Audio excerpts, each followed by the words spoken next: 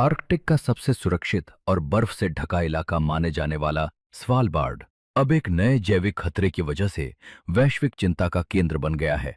Norway के Norwegian veterinary institute ने पुष्टि की है कि एक युवा पोलर बेयर और एक वॉलरस की मौत highly pathogenic H5N5 bird flu variant से हुई है।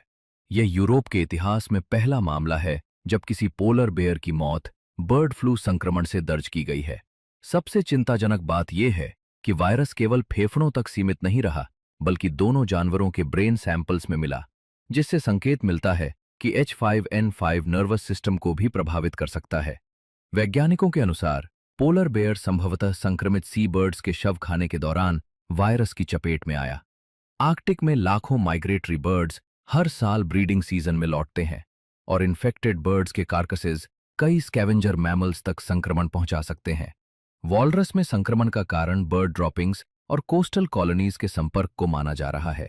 ये मामला इसलिए भी बेहद अहम है क्योंकि दुनिया पिछले कुछ वर्षों से मुख्य रूप से H5N1 स्ट्रेन पर नजर रख रही थी, लेकिन अब H5N5 वेरिएंट तेजी से स्पीशीज बैरियर क्रॉस करता दिखाई दे रहा है। एक्सपर्ट्स का कहना है कि आर्कटिक की फ्रीजिंग क्लाइमेट इन्फ्लुएंजा वायरसेस को लंबे समय तक सक्रिय बनाए रखती है, जिससे यह क्षेत्र एक प्राकृतिक वायरस रिजर्वॉयर में बदल सकता है।